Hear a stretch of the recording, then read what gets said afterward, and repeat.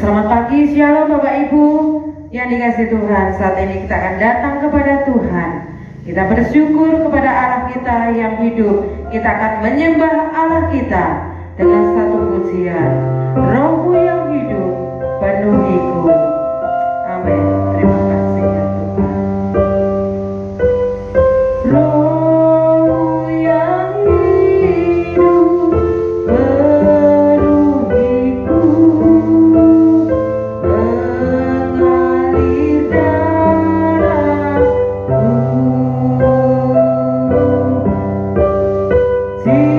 jiwaku tenang bersamamu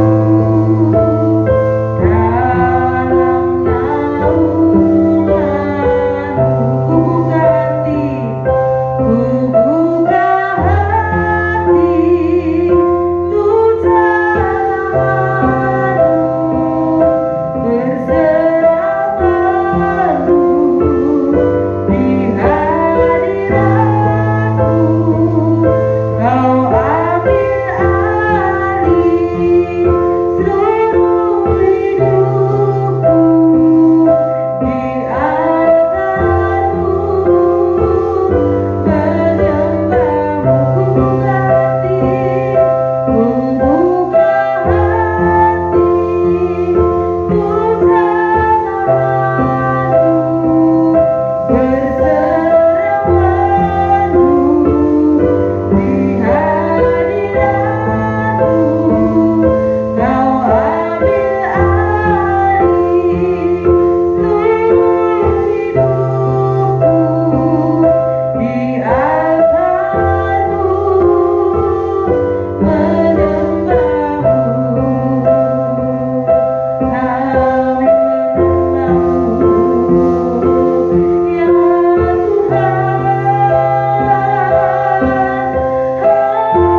menyembahmu. Kami menyembahmu ya Tuhan. Haleluya Yesus. Kami datang kepadamu ya Tuhan.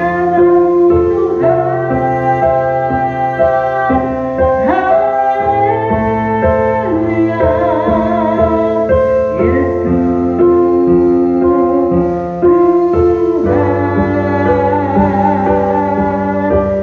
Terima kasih ya Tuhan. Kami bersyukur, kami menyembah Engkau. Haleluya, haleluya. Terima kasih ya Tuhan, kami menyembah nama-Mu. Kami bersyukur atas kasih setia-Mu ya Tuhan dalam hidupku. Ku buka hati untuk Engkau ya Tuhan. Amin. Ku buka hati untuk jalamu bersamamu di hadiratmu. Kau ambil alih seluruh hidupku, di altarmu menyembahmu. Terima kasih ya Tuhan, kami mengucap syukur kepada Engkau. Kami menyembah nama-Mu dalam ibadah kami hari ini ya Tuhan. Kami percaya kuasa-Mu hadir tengah-tengah ibadah kami, dan kami mengucap syukur karena kekuatan, karena anugerah yang Tuhan berikan kepada kami. Terima kasih Tuhan, kami menyembah nama-Mu. Di dalam nama Tuhan kami Yesus Kristus kami berdoa. Haleluya. Amin. Puji Tuhan Bapak Ibu yang dikasih Tuhan. Hati yang gembira adalah obat ketika kita datang kepada Tuhan memuji nama-Nya. Amin. Hati yang gembira adalah obat seperti obat hati yang senang, tapi semangat yang patah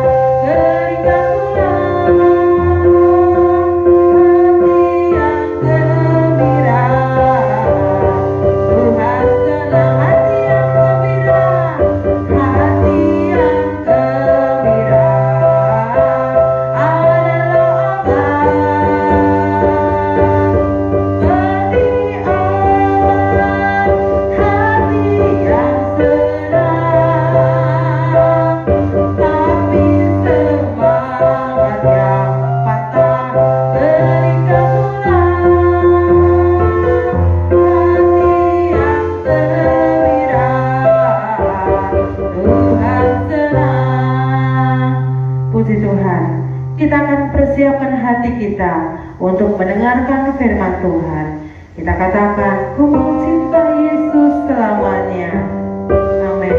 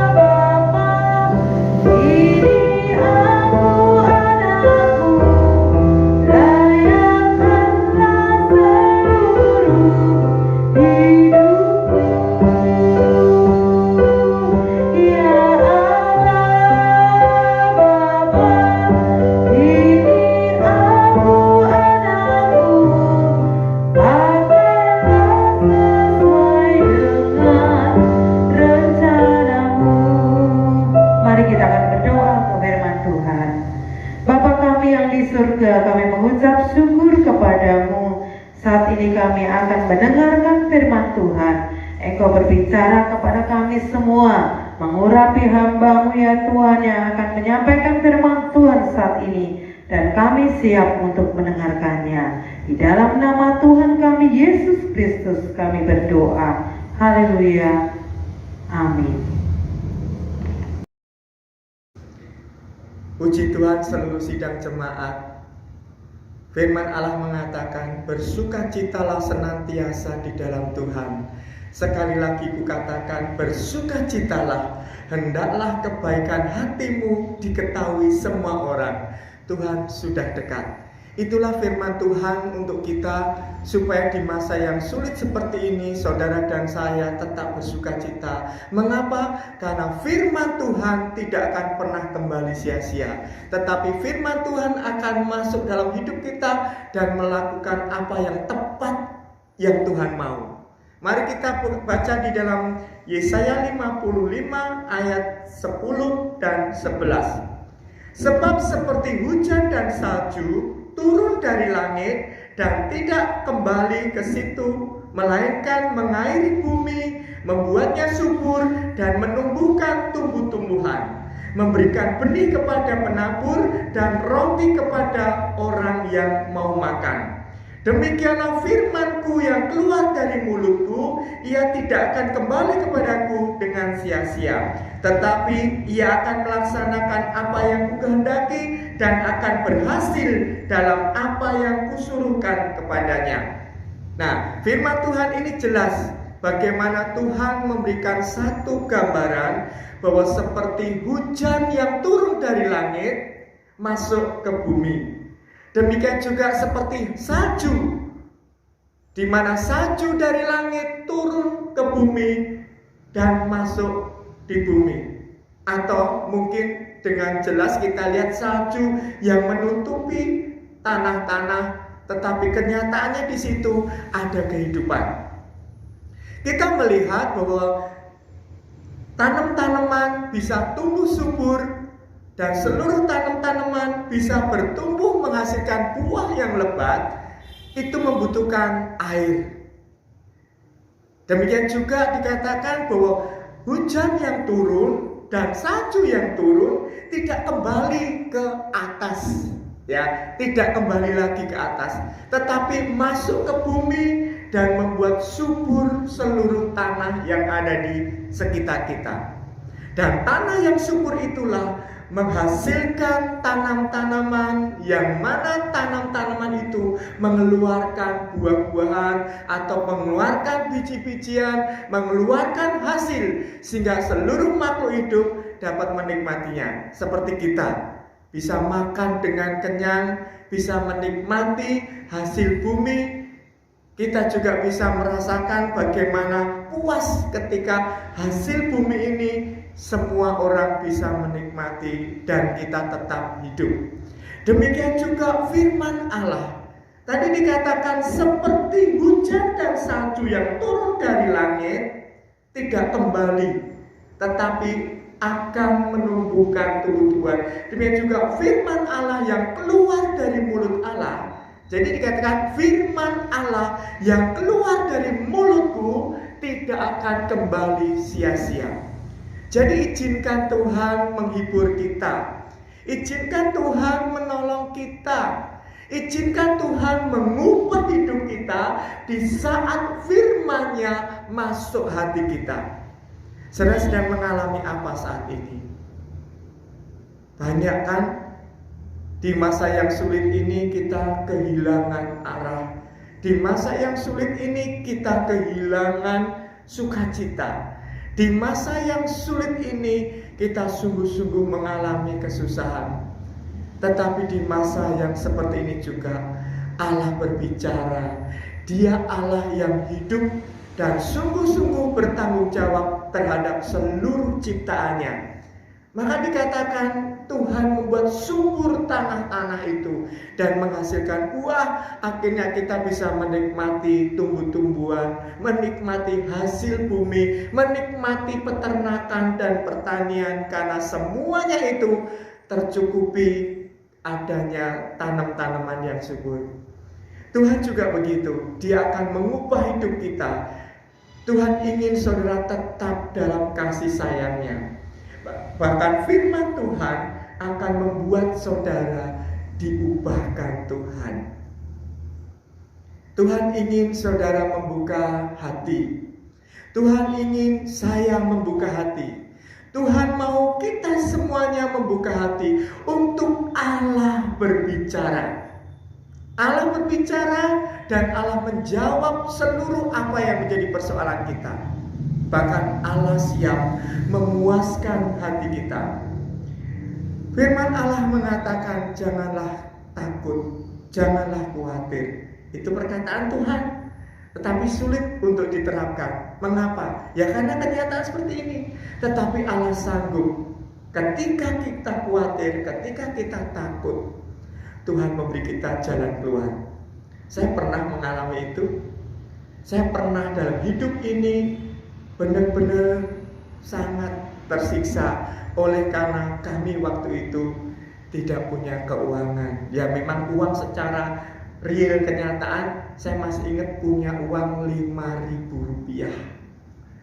Dan hari itu juga saya dibel dari rumah sakit bahwa orang yang pernah saya doakan dalam waktu 2 jam tidak ada ya, itu dipanggil Tuhan. Dan saya terpaksa harus pagi harinya melayat di Tiongting. Saya merasa tidak enak sebenarnya ketika saya cuma punya uang 5.000 rupiah. Dan itu pun uang yang sangat berharga bagi saya waktu itu. Dan uang itu kami masukkan di amplop. Sebenarnya memang tidak layak Bapak Ibu, cuma 5.000. Harusnya mungkin 50.000 atau 100.000 untuk kita ikut berduka cita memberi sesuatu kepada yang bersangkutannya. Tetapi memang nggak ada uang. Dan saya juga nggak enak begitu datang di tempat duka cita, dan saya nggak membawa apa-apa untuk dimasukkan di peti itu. Memang waktu itu uang benar-benar bagi saya sangat penting.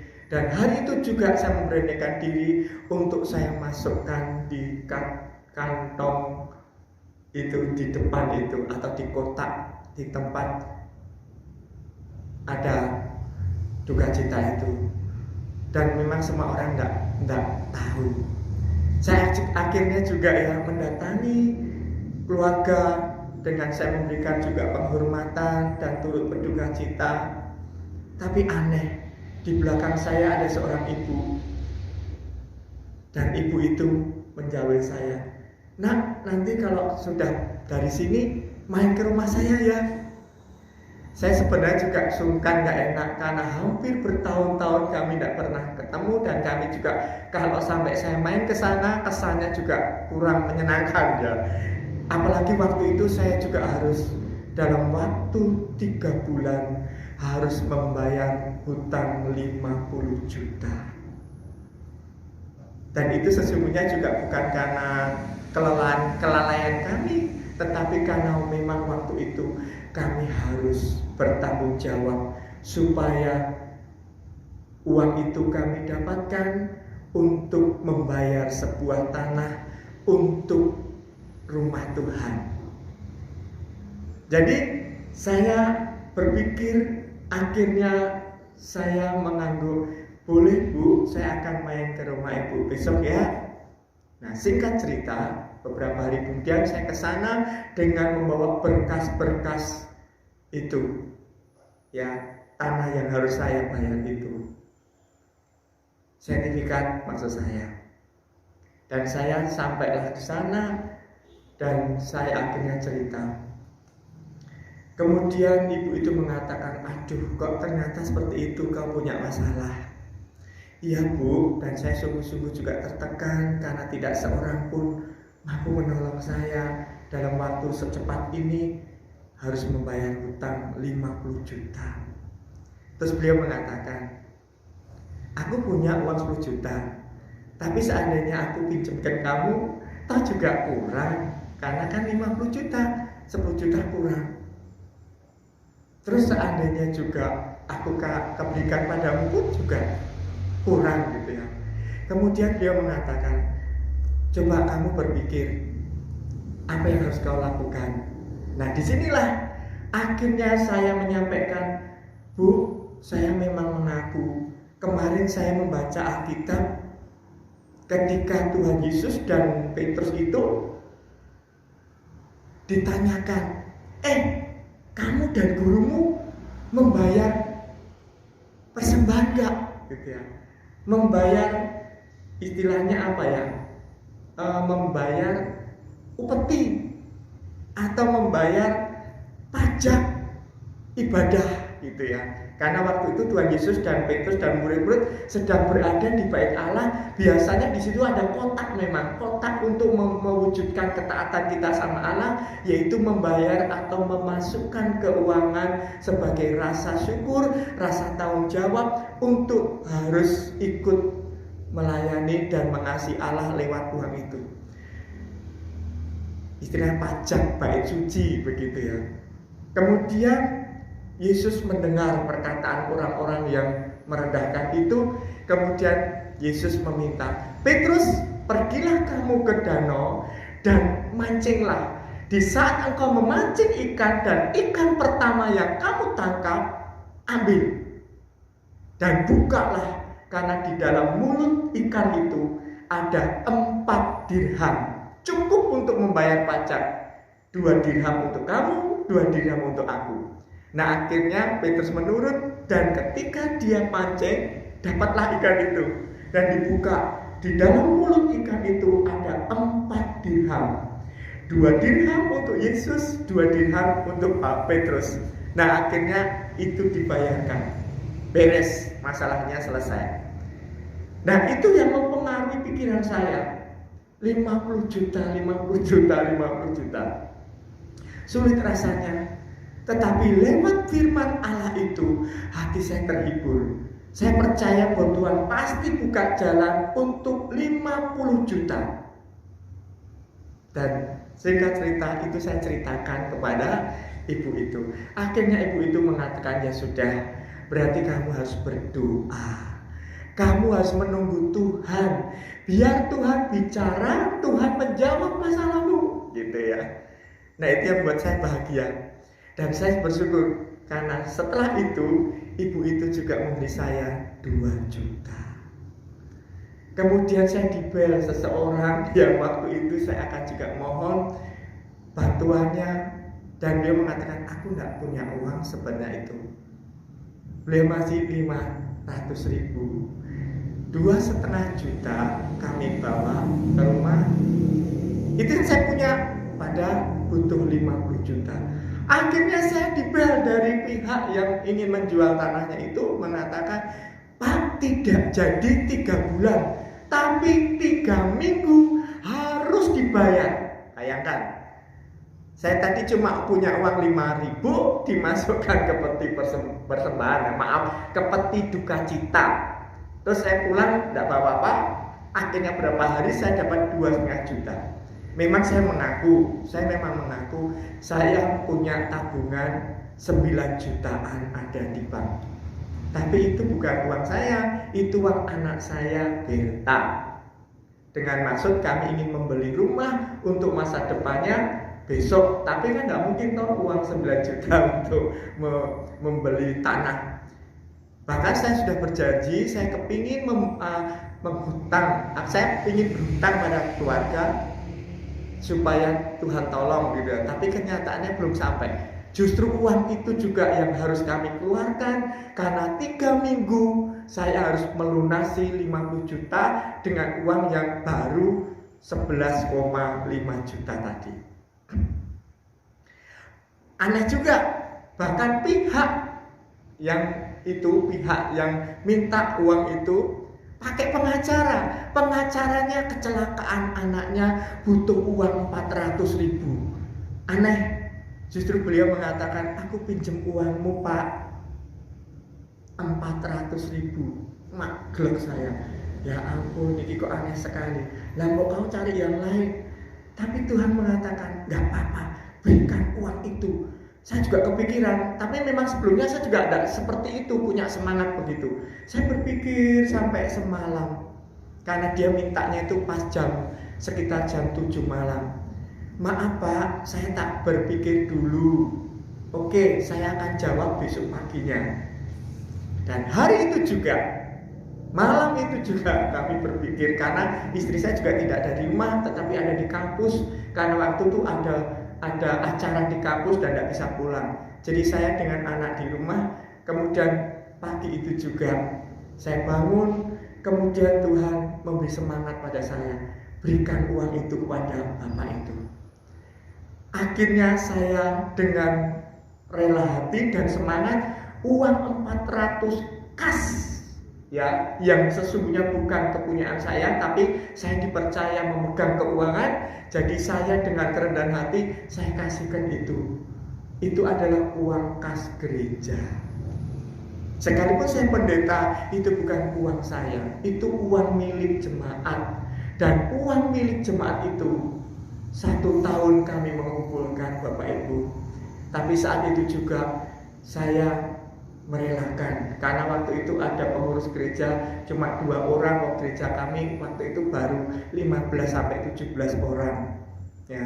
Jadi untuk mengumpulkan 400.000 itu 1 tahun itu benar-benar berat. Dan itu juga akhirnya kami berikan pada Bapak yang waktu itu mohon bantuannya. Dan dari uang itu juga Tuhan bicara, oke, sekarang kau sampaikan, kamu akan beli tanah itu. Dan ajaib, Tuhan akhirnya memakai kakak kami, yaitu saya pinjam sertifikat tanah, kemudian saya masukkan ke bank, kemudian kakak meminjam atas namanya dia, dan saya mengangsur setiap tahun sampai genap 4 tahun, 1,2 juta saya harus tanggung jawab dengan istri, masukkan uang di bank setiap bulan. Itu gaji 1 bulan ditambah pergumulan hidup selama 1 bulan mendapatkan uang. Dengan cara mujizat Tuhan, kami selalu dapat uang itu. Dan Tuhan bicara, tepat waktunya saya akhirnya melunasi uang itu. 50 juta akhirnya terbayar. Dan genap 4 tahun penuh Allah menyampaikan firman-Nya setiap hari, setiap minggu, setiap bulan. Dan aneh, firman Allah itu menghibur. Kenapa? Karena untuk mendapatkan uang 1,2 juta gak gampang. Gaji 800.000 untuk hutang 1,2 juta belum mencukupi. Ditambah lagi hidup 1 bulan dengan pengeluaran yang begitu banyak belum tercukupi. Belum lagi istri kuliah di STBI S3 di Semarang, STBI Semarang. Hampir setiap bulan butuh 800.000. Jadi 800.000 itu untuk kuliah aja baru tercukupi. Tapi makan 1 bulan, uang tanggungan 1,2 di bank setiap bulan, tidak ada uang. Dan Tuhan ajaib, lewat saya akhirnya menjadi pembicara. Saya diundang di PPA, saya diundang di tempat gereja lain, saya diundang, tahu-tahu ada orang minta ke rumahnya. Itu hampir setiap bulan saya akhirnya dapat uang 1,2 itu. Dan aneh, dan itu tidak melebihi batas waktu. Pas tanggal kami butuh, akhirnya terbayar. Dan kebutuhan setiap hari lewat pelayanan-pelayanan. Maaf, bahkan gereja kami pun maaf, kami tidak dapat apa-apa. Dari gereja mungkin 100.000 sampai 200.000. Ya kami syukuri, kamu nikmati. Dan itu modal kami setiap hari. Tetapi Tuhan akhirnya memberkati. Lewat istri saya diundang mengajar ke sana, mengajar ke sini, dapat proyek anak, proyek ini. Itu setiap bulan loh, bukan langsung 1 tahun, enggak. Setiap bulan dapat 1,2 itu untuk menutup di bank, untuk menutup. Dan singkat cerita, setiap minggu, setiap hari, setiap minggu, bahkan setiap bulan, dan setiap saat sampai 4 tahun Tuhan setiap hari berbicara. Dia menghibur, menguatkan, memberikan peneguhan. Bahkan kalau saya ingin menjadi pembicara dimanapun, Tuhan memberikan firman-firman-Nya. Justru firman-firman yang saya sampaikan ternyata juga menjawab beberapa orang. Di antara kami ada lewat firman-firman Tuhan yang saya sampaikan 3 anak yang sampai ke luar negeri. Nah, itu buktikan bahwa firman Allah itu tepat. Firman Allah menjawab. Firman Allah itu tahu bahwa kita sungguh butuh Tuhan. Dan firman Allah yang keluar dari mulut Allah pasti akan masuk dalam hati kita dan memberkati kita. Akhirnya 2 tahun istri saya itu 2 tahun kuliah selesai dengan mungkin hampir 100-an juta habisnya. Ya, puji Tuhan, 60% dari kampus gitu ya. Kemudian saya utang bank akhirnya 4 tahun juga lunas. Dan akhirnya juga tahun itu juga Tuhan memberi kami mobil. Ya, jadi inilah bukti kalau Bapak Ibu Saudara sekalian saat ini mengalami berbagai pergumulan, izinkan Tuhan hadir setiap hari, setiap saat. Amini dan jalani apa yang perlu kita lakukan. Dan jangan tinggalkan Tuhan. Sebaliknya firman Tuhan setiap hari kita baca, kita renungkan, kita amini, kita jalani. Bahkan di masa sulit seperti apapun. Seperti saya hutang piutang 4 tahun lunas. Minta saya tuh 1 hari langsung dijawab, tapi enggak. Dan inilah bukti Tuhan pasti juga akan menjawab persoalan saudara, dan Dia akan memberikan kita juga kelegaan. Tuhan menyelamatkan kita. Marilah kepadaku semua orang yang letih lesu dan berbeban berat, aku akan beri kelegaan padamu. Pikulah yang kupasang dan belajarlah daripadaku, karena aku lemah lembut dan rendah hati, dan jiwamu akan mendapat ketenangan. Itulah perkataan Tuhan Yesus. Dan perkataan Yesus itu adalah jawaban saudara saat ini. Jawaban kita semuanya. Bahwa kita butuh Tuhan Yesus. Dan saya percaya di masa sulit seperti ini Tuhan berikan kita kemenangan, sehingga kita bisa bersukacita selalu dan kita meninggikan Tuhan. Bersukacitalah senantiasa. Sekali lagi kukatakan, bersukacitalah. Hendaklah kebaikan hatimu diketahui semua orang. Tuhan sudah dekat. Amin. Mari kita akan berdoa. Terima kasih Tuhan Yesus, kami percaya akan firman-Mu bahwa seperti hujan dan salju yang turun dari langit, turun ke bumi ini, hujan dan salju tidak akan kembali ke atas, melainkan masuk ke bumi dan membuat subur tanah-tanah di dunia ini. Demikian juga firman Allah yang keluar dari mulut Allah tidak akan kembali sia-sia, tetapi firman itu akan masuk hati kami, dan firman itu akan melaksanakan apa yang Tuhan mau. Bahkan akhirnya Tuhan jawab tepat seperti yang firman Tuhan nyatakan. Demikianlah firman-Mu ya Tuhan, masuk hati kami, dan seluruh hidup kami dikendalikan oleh firman-Mu, dan kami akhirnya selamat dan kami akhirnya terjawab, dan seluruh pergumulan hidup kami menjadi lega karena Tuhan menjawab dan melepaskan persoalan kami. Dan Engkau memberkati kami semuanya di masa sulit ini. Kami mau tetap mendengar suara-Mu, mengikuti kehendak-Mu, dan menerapkan firman-Mu dalam hidup kami setiap hari. Dan kami percaya oleh karena Roh Kudus bekerja, kami selamat, dan seluruh jemaat, seluruh keluarga, dan semua orang yang berada di lingkungan kami ikut bahagia ketika kami hidup di dalam Tuhan, dan kami boleh bersuka cita memuliakan nama-Mu selama-lamanya. Dalam nama Yesus kami bersyukur dan kami berdoa. Amin.